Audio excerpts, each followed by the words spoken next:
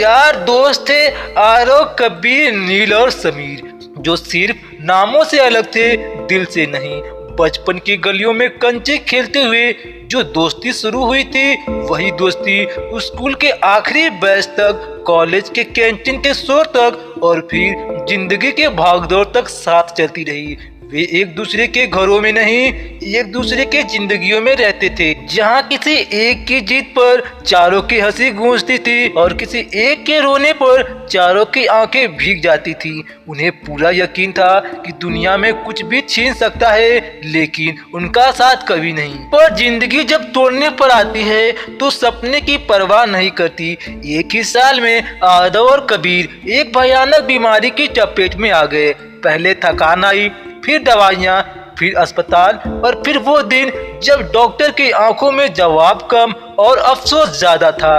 जिन लड़कों ने कभी चारों को संभाला था, वे अब बिस्तर से उठ नहीं पाते थे। उनकी हंसी धीरे धीरे खामोशी में बदल रही थी और नील व समीर हर रिपोर्ट के साथ अंदर से थोड़ा थोड़ा टूटते जा रहे थे, लेकिन किसी के सामने एक आंसू भी गिरने नहीं देते थे। नील और समीर ने तभी तय कर लिया था कि चाहे जो हो जाए, वे अपने दोस्त को मरने नहीं देंगे।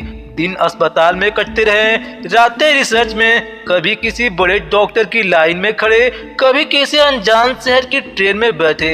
अपनी बचत, अपने सपने, अपने नींद सब दांव पर लगाकर वे बस एक ही कोशिश में लगे रहे कि कहीं से कोई उम्मीद मिल जाए।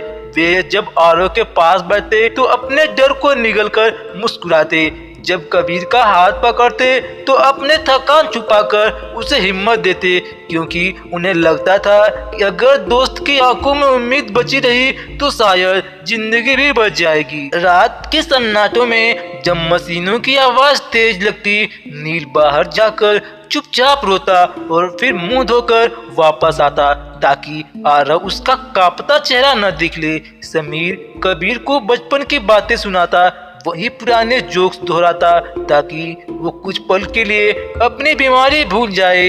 वे दोनों अपने दिलों में रोज जनाजे उठाते थे, लेकिन दोस्तों के सामने हमेशा त्योहार लेकर जाते थे, क्योंकि उन्हें लगता था कि अगर वे टूट गए तो आरव और कबीर का हौसला भी टूट जाएगा। लेकिन कुछ लड़ाइयाँ हारी ही जाती हैं। एक सुबह कबीर की उंगलियां समीर की पकड़ में ढीली पड़ गईं, मशीनें सीधी लाइन बन गईं और एक दोस्त हमेशा के लिए खामोश हो गया।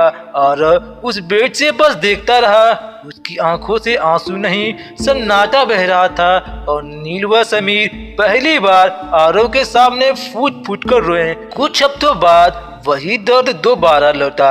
आरव भी चुप हो गया और जिस वार्ड में कभी चार दोस्तों की हंसी गूंजती थी, वहाँ अब सिर्फ दो टूटे हुए लोग और दो खाली बेड बचे थे।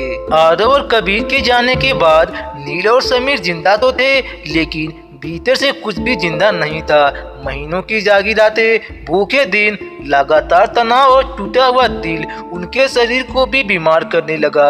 वे उसी अस्पताल में भर्ती हुए जहां उन्होंने दूसरों के लिए लड़ाई लड़ी थी।